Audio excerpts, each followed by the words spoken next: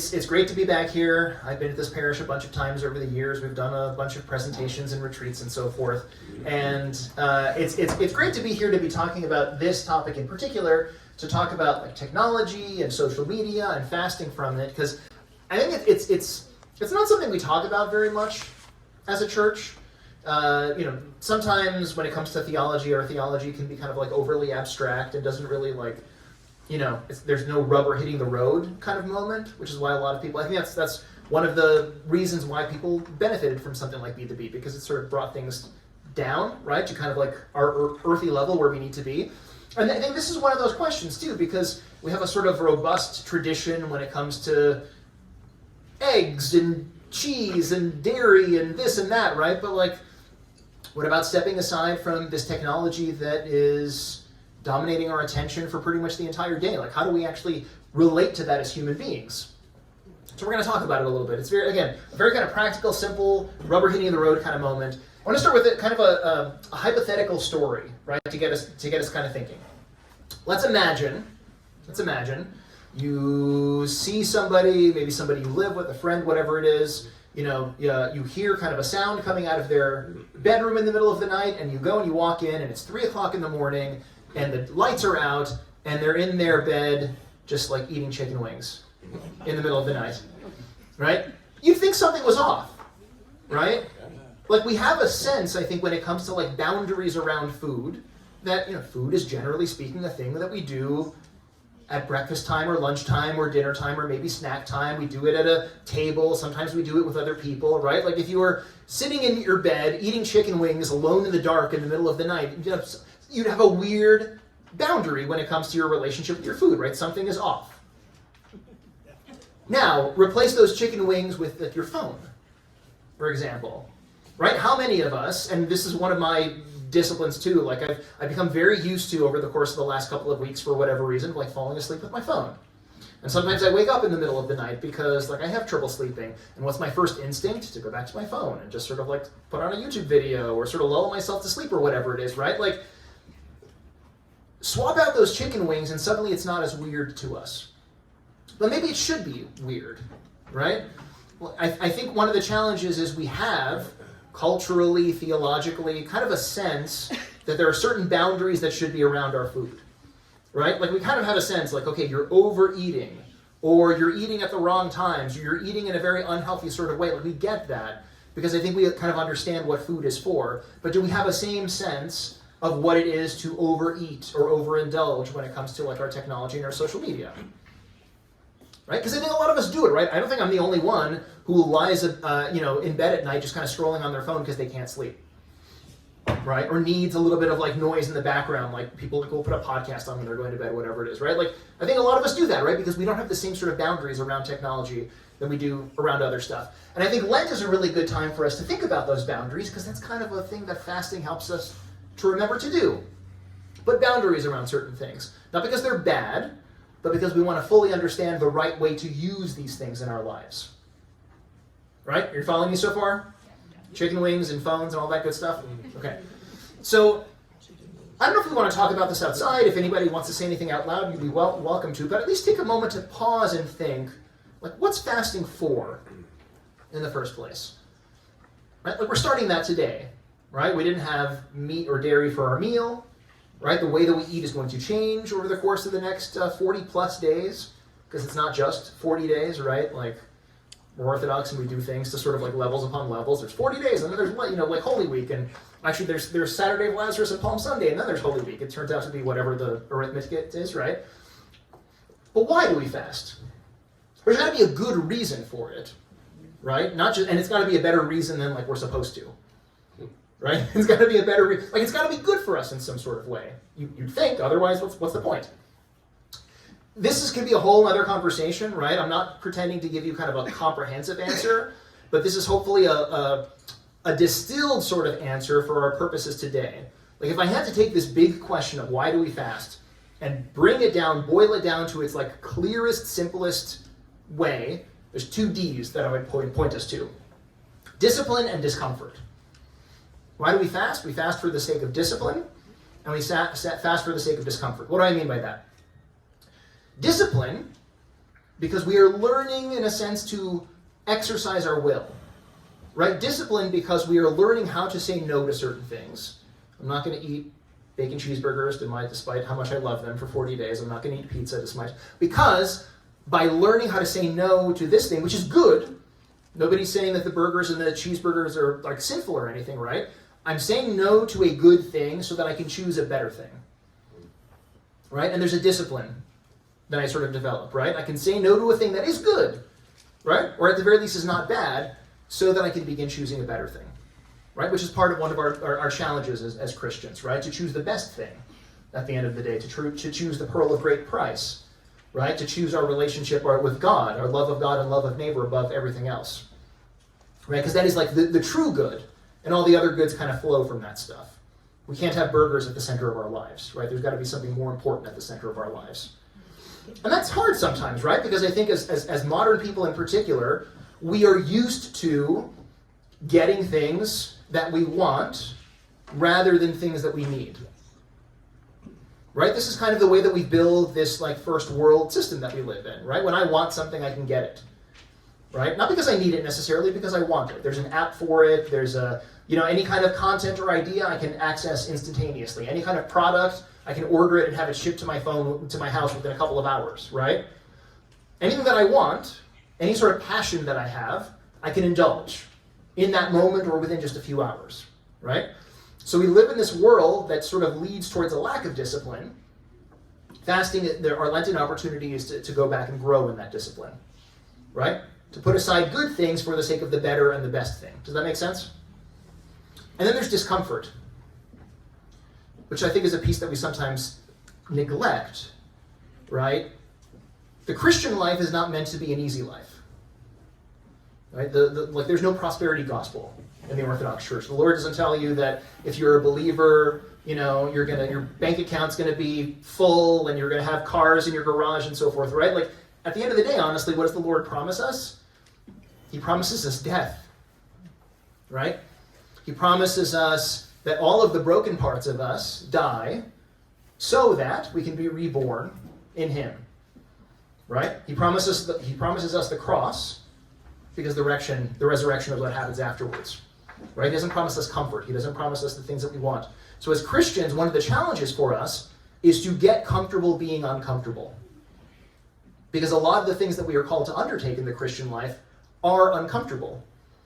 Like, it's uncomfortable to admit that you did something wrong and ask for forgiveness, right?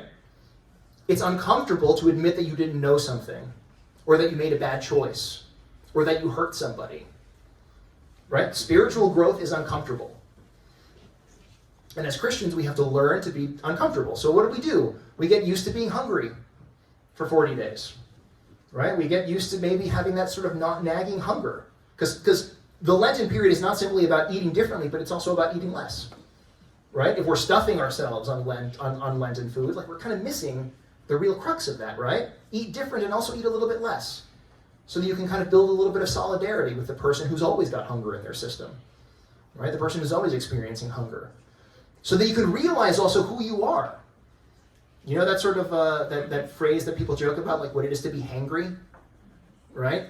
Sometimes we think that we're so put together and we make right choices or whatever it is, but as soon as our back starts hurting, or as soon as we're hungry, or as soon as we're cold, right, we realize how impatient we actually are when we don't have everything handed to us on a silver platter, right? You learn a lot about yourself when, like, you're a little bit on edge because I haven't had that hamburger in like 6 weeks, and it's really beginning to grate on me, and I haven't felt full in a little while, and you really kind of realize the sort of jagged edges in your heart that need to be worn down by this struggle that we call the Christian life. So fasting, we boil it down to its core essence, 2 Ds. It's about developing discipline, and it's about learning how to be comfortable being uncomfortable. It's about discomfort and leading into that discomfort. And if we can do both of those things, if we can lead into that discipline and develop that discipline, and if we can lead into that discomfort, it helps us to put things in their proper place when we begin to fast, right? We put away the good things for the sake of the better thing. We put away our ego-driven approach towards the world, what I want, when I want it, how I want it, for the sake of what other people might want, for the sake of what the Lord might want, right? thy will be done rather than my will be done. And the way we live in this world, like, it's all about what I want, when I want it, how I want it. Right? It's the whole sort of Burger King, like, have it your way. That's how society is built for us. Have it your way. That's not the Christian way. Right? It's thy will be done, not my will be done. Make sense? So that's kind of what we lead into this. And we see this, too, in the even in the scripture at various times. There's a very famous line in Deuteronomy, which Jesus actually quotes in the Gospels as well. Right? The Lord tells us, man shall not live by bread alone, but man lives by every word that proceeds from the mouth of the Lord. And unfortunately, we get used to living by bread alone, for bread alone. You've heard that saying sometimes, like, do you eat to live or do you live to eat? A lot of us get to the place where we are living to eat. Not simply in a food sense, right? Our eating might not necessarily be food. It might be the kinds of entertainment that we're doing. It might be the kinds of experiences that we're doing, right? There's kind of things that we are chasing, pleasures that we are chasing, experiences that we are chasing, as opposed to chasing the one who should be the object of our love, right? We are living to eat as opposed to eating to live. And that's not just a food thing, right? But food becomes kind of like a good metaphor for thinking about this, right? What is the thing that we are actually chasing in our lives? What is the thing that we are actually filling ourselves with? Are we filling ourselves with pleasures? Are we filling ourselves with stuff? Or are we filling our hearts with the Holy Spirit?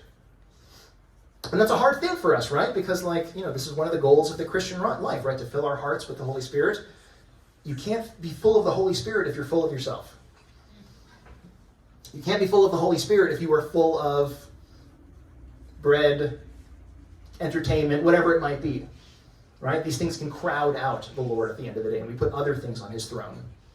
So Lent is this opportunity to reset, to rethink as we sort of lean into that discipline and we lean into that discomfort, right? And think about what happens when we don't take those pauses in our lives, right?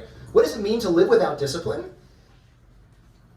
It means that we are constantly looking for toys to distract us, right? Is we are constantly have you ever seen that movie Up?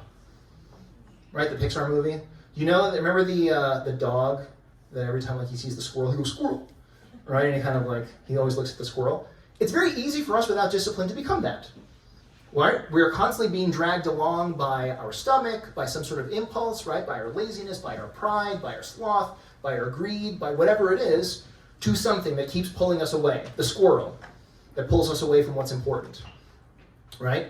And we see that even with our technology too, right? When we approach our technology without discipline, how many times have we been in situations where we're talking to somebody, we're face-to-face in a conversation with them, and then suddenly their phone buzzes and they completely disengage, and they just pick up the phone, and they're like, oh, so hold on a second. Or maybe they don't even say sorry, right? And they just completely disengage. Because there's no discipline, right? It's this Pavlovian sort of instinct where the bell rings and we answer the bell, right? If you remember your Psychology 101 from high school or college or whatever it is. Tech can be that for us, right? It's designed to be that for us. It's designed to have these dopamine hits in our brain. It's meant to be addictive, which is a whole other conversation in and of itself. And without that discipline, we are simply being dragged around by the nose. And when it bings, when it buzzes, that's where our attention goes, right? And it becomes a distraction from the real world and real situations and real people. And it stinks, right? We've all been in those situations where we're having a conversation and the phone buzzes and they detach. And how alienating and how discouraging that is, right? You're talking about your day, you're doing whatever it is, and then this person just completely detaches. And yet, we've all done it to somebody else too, right? We know how terrible it feels to not be taken seriously, and yet we do it for everybody else too. Because again, we all struggle with the same discipline. And when we don't get used to being uncomfortable, we spend our life numbing ourselves.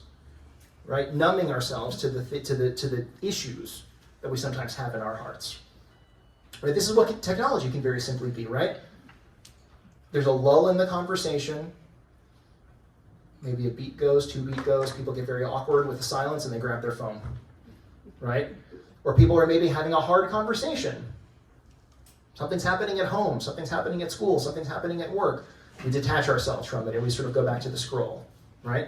Technology can be an easy way to numb us and distract us and prevent us from thinking about the things that are actually weighing on our hearts, right? I think about this too, right? I told you, I have been over the last couple of weeks, I've been getting used to like sleeping with my phone and having it there, and I'm kind of watching YouTube videos as I drift off to sleep. Why? I have had particular stresses over the course of the last couple of weeks. And instead of dealing with those stresses, I distract myself from those stresses. I numb myself. Right? Which we all do in different ways, right? You have a bad day, you go home, you eat ice cream. Right? Or whatever it is, right? Like we all numb ourselves in different ways. Sometimes we numb it with a pint of Haagen-Dazs, sometimes we numb ourselves with the scroll of just nonsense, funny, whatever videos that we're watching. Right? Because we're not actually like looking under the hood and thinking like, why am I actually sad? Why am I actually hurting? Why am I frustrated? Why am I feeling these feelings that I'm feeling? I'd rather ignore it and just laugh at something. I'd rather ignore it and have the rocky road. Or the chocolate chip cookie dough, that's mine. I shouldn't be talking about ice cream during Lent, I apologize. But you get it right, this is what it means to live without discipline, to live without comfort being uncomfortable. And this, I think, when it comes to media, is an important thing for us to think about, right? Because we don't think about this, but like, the word media itself, it's a Latin word. So here's a little bit of like an SAT sort of tangent, right? Media literally means, the Latin root means, it's a thing in between. The thing in between, right? This is why, if you think about what media is at the end of the day, right? I write down on a piece of parchment with my quill and ink a letter, and I send it to you. That's a thing in between us, right? We're not in the same place. I'm in one city, you're in the other, or I send you an email. It's this thing in between that connects us, right? But the thing about things in between is they can either be bridges or they can be barriers, right?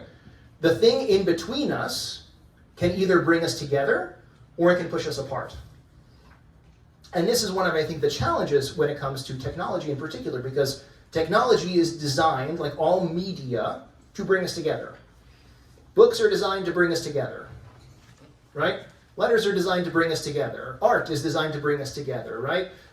The internet and FaceTime and all these things are designed to bring us together, but without the discipline, without the boundaries that we have around us, it can actually like lead us apart. For a variety of reasons that we see in our culture, right? Like the polarization, the this and that, it becomes a thing between us rather than a thing that brings us together. Technology without those boundaries can separate us on 3 levels.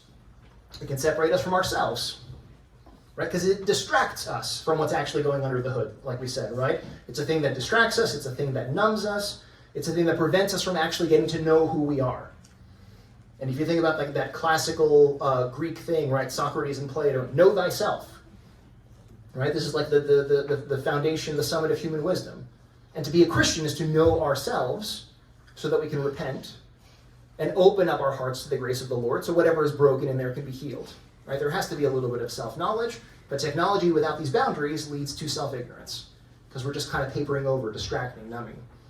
It can separate us from each other.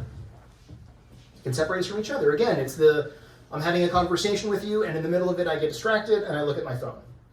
Right? Or again, think about the polarization that we're experiencing as a society. Like, we as a society today are much more polarized than we were 20 years ago, or 30 years ago, or 40 years ago. Why? Because we're pouring these things into our brains that are leading us to take sides, and are leading us to develop barriers between us rather than bridges to each other. I think we're seeing this kind of culturally, and that's a whole other conversation. It's also a barrier that can separate us from God. Right? Instead of turning our attention to Him, instead of turning our attention to the higher things in life, we turn our attention to lower things. Also, and this is something that I think I've talked about in past presentations, there's a difference between learning about God and communing with God.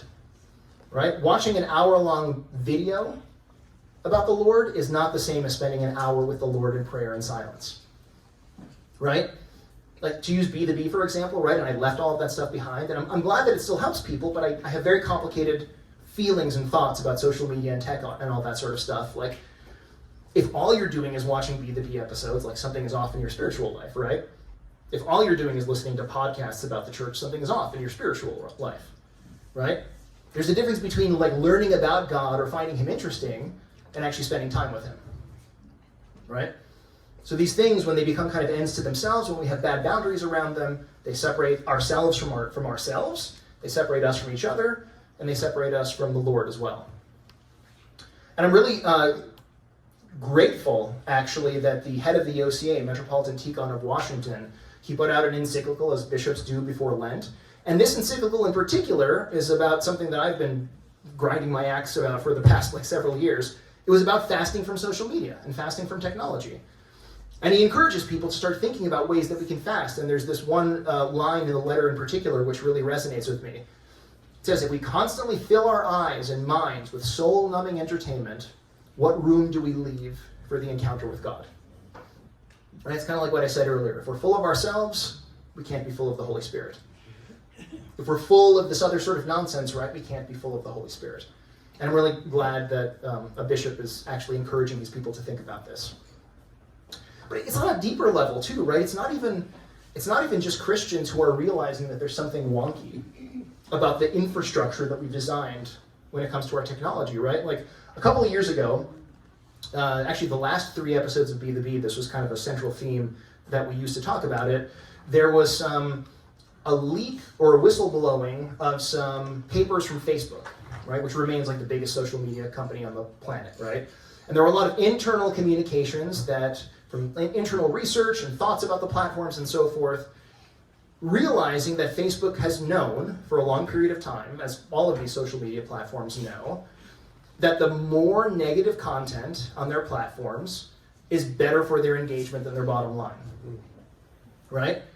It's the sort of stuff that is polarizing, the sort of stuff that gets you angry, the sort of stuff that is toxic. That's the sort of stuff that gets more of a reach on these platforms. And they knew this, right? And there's an ex-Facebook engineer who said in one of these internal memos that got leaked, he said, I think, and he worked for Facebook, I think Facebook is hurting people at scale, hurting society at scale, because the kind of stuff that was spreading, it's not the cat memes or the silly stuff, right? It was the stuff that was encouraging people to hate their neighbor. It was the stuff that was encouraged, because you think about the sort of the even the reward loop about this, right? When you see something dumb on the internet, it feels really, really good to point out that it's dumb, right? That's the engagement challenge, right? When something dumb or bad or evil or wicked or whatever it is, like you pointed out, and you get all sorts of engagement in the comments, right? And so the stuff that was getting attention, that was getting eyeballs, was the stuff that was negative, because it was encouraging people to be like outraged about it and share. Can you believe that these people or whatever it is think this? Right? So all of the stuff that was inspiring negative feelings was the stuff that was getting more attention. And why does it matter that it was getting more attention? Because that's where you can advertise against. Right? The thing that we don't realize about these free platforms, as some of the people who develop these platforms have said, if you are not paying for the product, you are the product. Right? And we don't realize that social media is there to monetize our attention. It's there to get you to spend hours and hours and hours on these platforms so you can be fed ads, which make money to the, that's the way this whole game is sort of set up, right? The more addictive that this can be, the more hours you spend in front of your screen, the more ads can be sent to you, the more people make money off of you. That's really the basic business model. And the stuff that gets you to spend more time is the stuff that is most toxic. Unfortunately, there's no sort of the social ethos, right, as an organization. Like, there are companies out there that will pollute the water if it makes them money. There are companies out there that will pollute our souls if it makes them money, right? And this is the sort of situation. You know, here's the woman who actually was the Facebook leaker. She gave a lot of these documents to the media, and there was a whole big firestorm, and then we forgot about it because we have the attention of goldfish. She said, anger and hate is the easiest way to grow on Facebook, right? Facebook has set up a system of incentives that is pulling people apart. So this is not just like Christians thinking about this theologically. This is people who are in these spaces realizing that there's something off about the kind of system that we have created, right? It is designed to spread negativity. It's designed to spread toxicity. And there's social consequences to that, unfortunately. So there's reason for us to think about, if not unplugging entirely, at least thinking about like unplugging a little bit more than we otherwise would, right? To think about fasting from some of these platforms so that at the very least we break the spell that they have on us, right? A question for us to think about is, do we use technology or is technology using us? Right?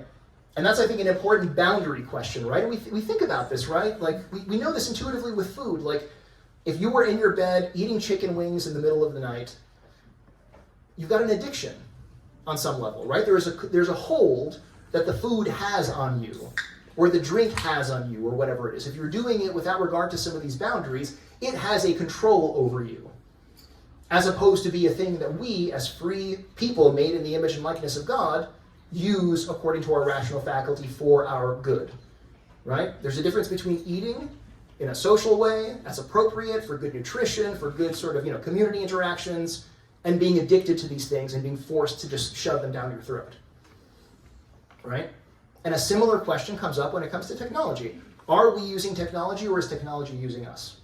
Are we controlling our use of technology or is technology controlling us? So I want to leave you with 3 basic questions to think about at the very end. And I think it's maybe a helpful conversation for us to start thinking about now during Lent, which is beginning. When, where, and how? Very simple questions. When, where, and how? When? During this Lenten season, when will I avoid the use of certain technologies or the use of social media? Right? Maybe it's worth having like a rule for ourselves, like after a certain time of the day, after 8 o'clock at night or 9 o'clock or whatever it is, the phones go to the side. And we're just going to read or we're just going to have some quiet time or whatever it is. Maybe there are certain days. Like I have a friend of mine, for example, every Sunday, he and his family have a digital Sabbath. And his phone is not on him and they don't watch TV and they don't get, like they go to church in the morning and they don't turn the radio on the way. And they, will finish church and they'll go home and make breakfast or they'll invite people over and it's just kind of a very much analog day. So maybe that's something to think about as well. Maybe like we can have a fast day, right? A sort of Sabbath day from fasting. Maybe not. Maybe it's just kind of like between the hours of X and Y, my phone is in the other room, right? Whatever it might be, right? We all have kind of different boundaries that we're going to draw. But ask yourself that question. When is a time that I want to unplug from some of these technologies? Here's another question. Where? Right? Where will I avoid technology? For example, something for us to think about, right, as families, like maybe the dinner table. Right? I know families out there who make the dinner table, it's a no-phone zone. If you were here, we are looking each other in the eye, and we were talking about our day, and we're not, right? You've seen those memes, right, of everybody sitting at the table, but everybody's got their eyes on their own phone, and we're physically together, but our minds are a million miles apart, right? So maybe that becomes a place. The dinner table is a no-go zone. Maybe the bedroom is a no-go zone, right? Like when we are sleeping, because it also, like the blue light of phones, it affects the way we sleep, right? There's other health consequences to this stuff too. Like maybe the bedroom is a no technology zone. If I'm going to be reading something, I'm reading a book before bed, right? As opposed to scrolling on my phone. So think about that. Where, not just when, where are places where I can avoid technology? And also how? How am I using these things, right? Because it might mean, because of work, because of responsibilities, you need your phone, right? People need to call you or whatever it is. So maybe it's really hard to say I'm going to physically get rid of my phone, but maybe I'm going to downgrade from a smartphone to a dumb phone, right?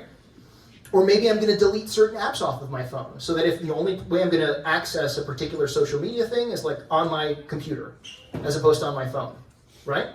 So again, have a conversation about what's the default, right? Is technology using us or are we using technology? And if we use technology, we do it on our terms. So that's something for us to think about as human beings. What are our terms? What does healthy technology use look like? When should I be using it? Where should I be using it? How should I be using it? So it's a question we don't ask ourselves enough, unfortunately. We have all of this, ascetic literature about fasting from meat and fasting from this. But at the end of the day, this is something that we can use destructively. This is something that can be bad for us, or it's a tool that can be good for us, right? There's a difference between eating chicken wings with your friends, watching the game, versus eating them alone in your bed in the middle of the night, right? What are the boundaries that we should be putting around our devices? And can we start articulating those boundaries and actually implementing them during this Lenten season? And maybe that makes a change for us going forward. That's it. That's what I got. Any questions about any of that?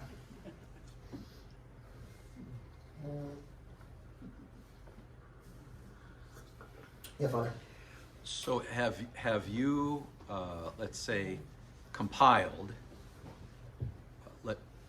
ideas from the field in dealing, talking with people about things that have been not only suggested but put in place, so there's an actual track record of what's happening when people try to insert boundaries? Yeah. Because that certainly, if there's something of a substance from that could be helpful for initiating great conversations with families. Yeah. Okay, remember the three questions, right? The when, where, and how. I think there's two layers to it in terms of experience from the field. There's things that people are doing on an individual level or a family level, and there are things that people are doing on a community level, right? So all of these examples that were given are, like, again, ideas that I've had and people that I've seen doing these things. So, like, the when conversation, right? There's a personal way to think about that. Time when I and my family, we decide when the phone or the device or whatever it is a no-go. But there are also parishes that I've come across that in different ministry contexts, they will say, like, if, we're having our Sunday school kids together, for example, no phones in the Sunday school room, right? If we're coming together for a retreat or whatever it is, there's no phones during the, like, you see this in camp in a lot of situations too, right? Like, I know back when I was in seminary, I used to volunteer at Camp St. Paul for the 4 years that I was in seminary. And I remember my first summer that I was there, because it's very much a no phone policy, right? And like, there's this big bag, and everybody turns in their phone, and everybody's like, oh man, but I want my phone. And people are complaining about it, and then like 2 days in, everybody is so delighted that they can just get to be present and swim in the pool or the pond and run around and just sort of be with their friends and not feel any of these pressures and the texts and the emails and the notes and the this and the that, right? It's hard. It's hard to make that initial sort of choice, but like, it's a commitment that the organizers of the camp had, and they've stuck with it, for the 15 years now that Camp St. Paul's been in existence. So there's conversations like that too. We can carve out like communal space. Like, these are places as a community where we decide, like, maybe the liturgy is a place where, like, we leave our phones, right? We leave them in our car, or we put them in a basket before we walk into the liturgy, right? Because we're going into this place where distractions should not be a thing, right? One of the hymns that the chanter says as the presbyter is getting ready to receive the gifts, or move the gifts around, right? The cherubic hymn, let us set aside all earthly cares, which is theoretically what we're doing during the liturgy. And so often we're just like, I don't like the sermon, or I don't like the chanting, or whatever, right? Like, we do that because it's there. What if we had a conversation about these are some areas, places, times where technology is going to be a no-go. We're just going to be with each other, right? What if, like, our coffee hour, it's a no-phone policy. We sit down with each other, we're getting to know each other and just talk as human beings. Like, the emails and the text will be there later, right? But while we're together, we're going to prioritize our time together. So I can't point you to sort of like trends, because I think this is still a very nascent conversation in the church. But these are all ideas that I've kind of like seen, and it works to varying degrees, right? I think if we're asking ourselves these three questions, which are distilled from some of these things that I've seen: when are we using tech? Where are we using tech? How are we using tech? We're at least going to make a move to be intentional about it. Because right now I think we're not intentional, and we just allow the tech to use us. So it'll be a step forward. Mm-hmm. So a couple quick things. Some of us may remember when Sister Vassalaran was here presenting on Praying in Time, her new book, and she uses the phrase, putting my phone to bed. She puts her phone to bed 2 hours before she actually goes to sleep, to avoid the blue light, to avoid all the other temptations and so forth and so on. I'd never heard anybody use that kind of language. Yeah. It's kind of helpful. Yeah. Other people have cautioned me about television and other kinds of screens and things. Second thing is I've certainly noticed here after liturgy, especially our kids in middle school and up, who are perhaps they just don't have the right environment to interact, but are all engrossed on their own phones. Yeah. In the precious short amount of time they're with each other, let's say here at church. And then there are some who write are very clear that a good rule of thumb for us in boundaries is setting times to avoid all screens. So that would embrace a television, not just a computer or a phone or a tablet or something like that. Yeah. Set times to avoid all screens. Yeah. So. Yeah, no, I love that, because this is a conversation that certainly fits not just to the devices in our pockets, but to the things around us, right? And like if you think about it too, you kind of realize how ubiquitous screens have become. Like I remember as a kid, there was like one TV in the house. Like I remember as a kid, like I watched like Star Trek: The Next Generation when I was 8 years old or whatever, because my parents watched it, right? Like I would have not watched it by myself, but I'm glad I did in retrospect. It was a good show. It is a good show. I haven't watched it in a long time, but anyway, I digress. But now, like, everybody has their own screen, and, like, screens are on fridges, and screens are on various appliances, right? Like, things are artificially intelligence-driven or whatever, which is such a scam in its own way. That's a whole other conversation. Like, we realize, right? Like, here's maybe another way to think about it.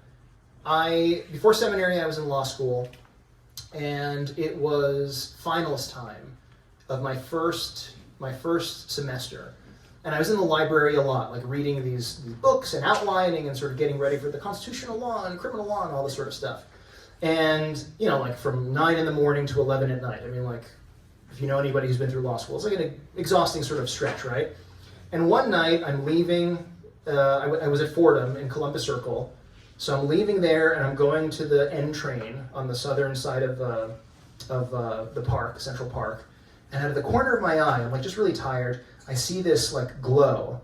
And I look down 6th Avenue and I can see Times Square off in the distance. Like all the screens and all the whatever. And I didn't realize, right, because like I was spending so much time in the library for those like 3 weeks that I was just like with these dusty old books and so forth, like how offensive it was to my eyes to just see this constant bright sort of light, right?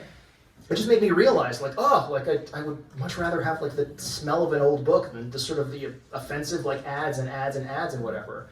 And I realized this too, even in my own consumption, right? When my own boundaries are off, when I'm scrolling on my phone, like I'm watching like old YouTube clips of Office episodes that I've seen 1.5 million times. Right? Like I'm not even like doing anything particularly interesting. But like when my like, because again, it's not that screens are bad. Like I'm watching, there's really, really good stuff on television now. But like when I'm on my phone constantly, I'm not watching anything good. It's all background stuff, right? Like I'm on my phone for like hours and hours a day, but it's all like slop. As opposed to I'm sitting down and I'm watching this like critically acclaimed, really good episode of this or that or whatever it is, right? Like when you have boundaries around stuff, you can still like find the appropriate time and actually get something better out of it. Like I'm watching this show called Severance, for example, now on Apple TV, which is really, really good. And the beautiful art, really interesting. Like, I'd rather watch that for an hour or two than just like, again, like I've seen every episode of The Office like 7 times. I don't need to watch another clip of it again, right? But I do that when I'm like tired and low energy, and all that stuff just makes me more tired and low energy, right? As opposed to sitting down and intentionally like watching something that's going to be interesting and just expand my horizons and show me something beautiful about the world, as opposed to just another dumb YouTube video. Which I do, unfortunately. We all do. So, if no one appreciates having one television, like the child who grew up when the Greek network was first available, right? And we lost our television altogether. It's true. It started with just Sundays, but then it crept into full program. Thank you for this. I think it's really important. I think there's so many good points to like that really jump out, especially this notion of how we use technology to numb ourselves, to not feel or to distract ourselves from feelings. Something that came to my mind as I was listening to you, and in part to your question, Father, about, what is something more tangible or concrete. So, like in behaviorism, there's a term that's called differential reinforcement of a competing behavior. And I would have never thought about this in this context, right? But it's this notion of when you introduce something that directly competes with engaging in what you don't, the undesirable, you create a better likelihood to increase that desirable. So like, if there's something that's been on our hearts or something that's been on our minds to do, the fasting from technology can be like, you know what? I'm gonna tackle my closet instead of, spending that 3 hours doom scrolling or doing something else. Because not to say that you can't do it together, but it might also make sense to just try to feel like, if I free up this time from here, where can I put it that would be better for me, for my home, for my family, etc. So I don't know. It just triggered that. Yeah. So thank you for that. That's an important insight, right? Because when we get down to sort of like the brass tacks, and I'm glad you raised it, you can't just pull out a bad habit, right? You can't just pull out a bad habit is essentially what you're saying. There always has to be sort of a good habit that comes into it. There's actually a really interesting book that I read a couple of years ago called, I think, The Power of Habit, which talks about this. It's like this yellow cover. And it uses this example of people who are trying to eat better or whatever it is, right? Like every afternoon I go and I get a cookie. And they measured these people, like, okay, stop getting your cookie in the afternoon. The people who quit cold turkey after a week or two or whatever it is, went back and just got cookies later, right? As opposed to the people who were able to change that habit and start picking up an apple instead of a cookie, right? So the basic sort of psychological insight is that there's kind of a 3-stage loop that we tend to get into when it comes to bad habits. There is the trigger, there is I might be getting the language wrong, but there's the trigger, there's the action, and there's the reward, right? There's the trigger, there's the action, and the reward.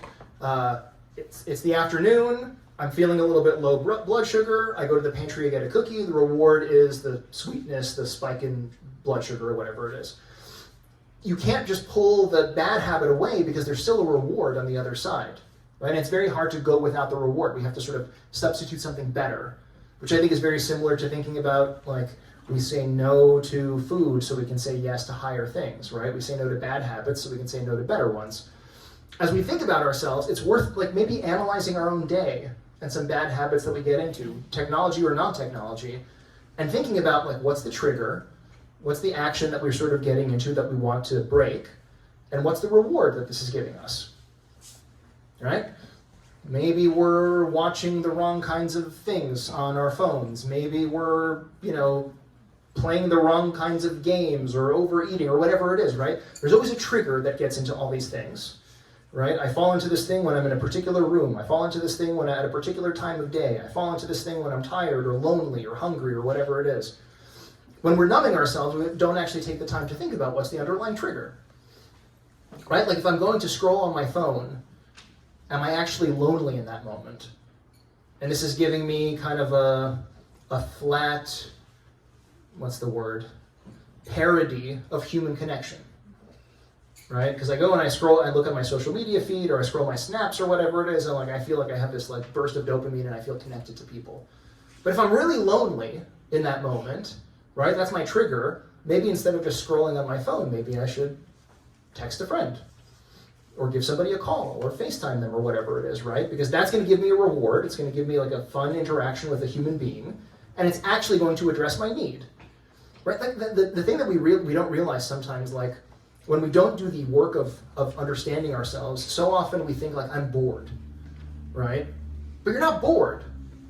You're restless, or you're lonely, or you're sad, or whatever it is. And I think we when we don't look inwardly, we just sort of I'm bored, so I'm going to do whatever, right? But there's a genuinely deeper human need that is sometimes there that we have to crack our hearts open a little bit to think about, what am I actually feeling in this moment?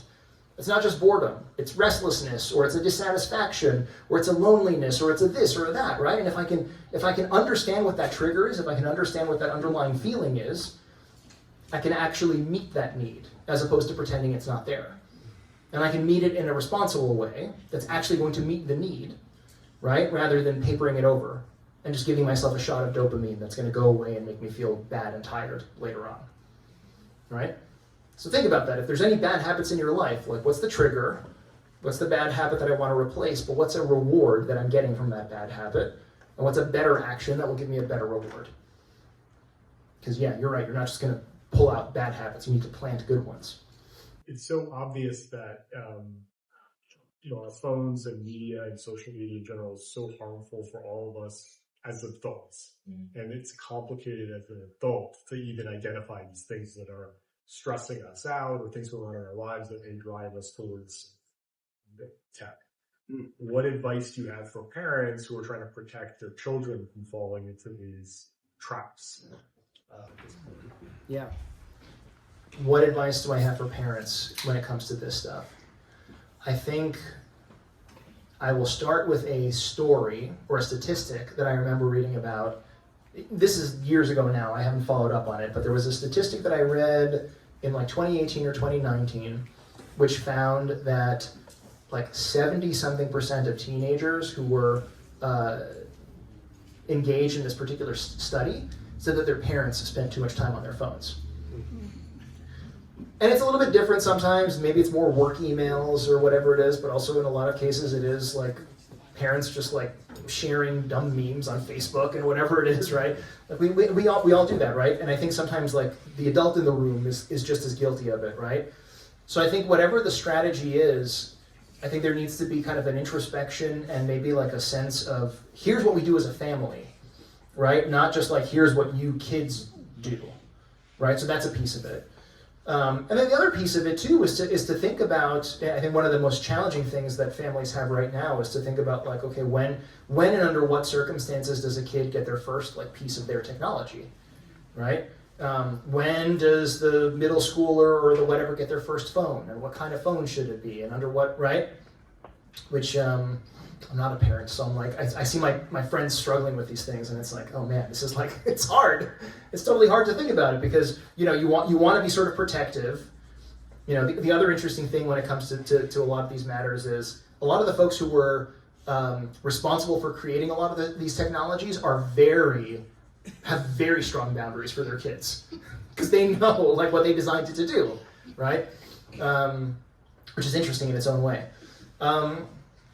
So I think maybe those are like the two sort of questions. Like what is the onboarding to technology for a kid? Which, sometimes in a lot of cases, like the onboarding for technology is the 2-year-old has the iPad and they grow up with like the screen stuck to their face, right? Which becomes a very hard thing to take it away later on, right? What is the onboarding of a child to technology? And then what are disciplines that as a family we kind of like do together? Right? Because if we say like the dinner table is a no-go zone, that means mom and dad too, right? If we say after 8 p.m. all of our phones, go to the charger in the living room or whatever it is, that means mom and dad too. With maybe the caveat, right, that like mom or dad has a job that needs this, and I'm going to turn my ringer on because I have to be available, or mom or dad's phone goes somewhere else because again I might get an emergency call, right? And that makes sense. I think we can kind of talk about that as a family, but I think those are the two tough considerations. Like how do we sort of like onboard young people onto the technology in the first place, and how do we set rules that we all abide together so it doesn't feel hypocritical, like it's just the kids who are struggling with this. Technology can be a bridge or a barrier. And it just reminded me of people, because I think people can be a bridge to one another or a barrier as well. And I think that also triggers or instigates different emotions to it. So if it's a bridge, it's something very positive, versus if it's a barrier, then it's something and like an emotional negativity or something that's happening. So I thought that was an interesting comparison. Yeah, because I think at the end of the day, like we are all called to live as one, right? Like when in John 15, 16, 17, right, when the Lord is giving his sort of theological treatise during the mystical supper, like what does he pray the Lord, right? That they may be one as we are one, right? Our job as human beings, we're made for communion with each other, right? We are made to be bridges to each other, that through us, people may encounter the Lord, right? Not simply bridges in our own right, but bridges like passing through, right? We're all meant to be icons. And when you look at an icon, you're not simply looking at the saint, you're looking at Christ in the saint, right? You're looking through the saint. So like we're inherently meant for communion. We're meant for bridges. We're meant for connectivity. And I think the challenge is that we have fallen into these sort of like antisocial patterns in a lot of cases where we're falling out of that for whatever reason, which is a whole big conversation too. That's not just a technology issue. That's like a human being issue, right? But like, we're all meant for this. I think is a thing to keep in mind. We're not meant for that. Once we get past the whole concept of, the idea that we're being fed ads and just numb and things like that, like how does a Christian really engage thoughtfully with technology other than thinking about like overusing it? Like something like Facebook, where is authenticity? Is there a place for authenticity on some of these social media platforms? Where is the line between pride and I want to share parts of my life? It's really hard to be authentic on these platforms and to show our vulnerabilities and to show who we really are, because it's like there forever and everyone can comment on it, and you look like a sucker if you're the one who's going to share something bad about yourself. But I would love to think about how social media, because it's not going anywhere, right? Like how can that be part of our lives as Christians? How can we use it properly? Yeah. So I think a thing that comes to mind is also, in a lot of situations there aren't like clear answers. It's kind of like tensions and sort of factors that we have to kind of navigate, right? I think a thing to be navigated when we think about authenticity is, maybe the tension between honesty and privacy, right? The tension between artificiality and sort of curation and oversharing, right? Because I think like we have to check our motives, right? Like, if my instinct is to share something is because I think it's interesting. I read an article that's thought-provoking, or I went to a museum and this painting moved me, or whatever it is, right? Like, maybe there's something kind of fruitful in that. But if it's this desire to sort of like share and share and share for the sake of relevance or for the sake of whatever, like a metaphor that I've been thinking about recently is like, have you guys ever heard of like what the panopticon was? So David Hume, an Enlightenment thinker in like the 17th century or 1700s, I can't remember where it was, but somewhere around there. 18th century, so 1700s, yeah. He came up with this concept, which has been built in a couple of places, called for a prison, called the panopticon. And the idea is that like the jailers, like everything that you did would be visible in the panopticon, hence the word, right? Pan, everything, opticon, everything would be seen. And it was like a form of torture, essentially, right? That everything you did, there would be no privacy, everything you did was out there, right? The jailers could see you, there was no sort of like place for yourself. And it was a very sort of dehumanizing thing, right? Because I think part of what it is to be a human being is to have thoughts that are your own and kind of a sense of the hiddenness of the heart. And I think we kind of have unintentionally walked into this like panopticon, essentially, right? Which is the media landscape where like life is no longer a thing to be lived. Everything is just content or potential content, right? Like there's no longer like I had an afternoon with my friends. It's like, let me make a vlog about this afternoon that I had with my friends, right? Or carefully curated photos or whatever it is. Like there's no sense of like reality and there's no sense of privacy because everything is out there, and like that's torture at the end of the day, right? So I think it's kind of navigating the sense to be true and to be honest and vulnerable, but only about the things that are appropriate, right? There has to be some level of restraint and some level of privacy. And there's kind of a tension in there, right? I don't know what the answer is, right? Because I'm not going to be like a Luddite and say get off of it entirely. The question is like, how do you engage? And I guess maybe like there's kind of these competing factors that we have to navigate, right? Like vulnerability versus privacy, intentionality versus artificiality, and maybe there's a sweet spot in there, not as a problem to be solved, right? But a tension to be lived in and like thought about. So. That's a half-formed answer. Maybe one other contrast would be, what is what you might think is true or right. Ah, yes. What is loving versus what is true or right? Because one can be right and wrong at the same time, right? Yeah, that's a really good point too. Does the thing need to be said now? Does it need to be said in this way? Does it need to be said publicly in this way? Yeah, that's a really good one too. Thank you. So let us all thank Stephen for being with us to lead us through this evening.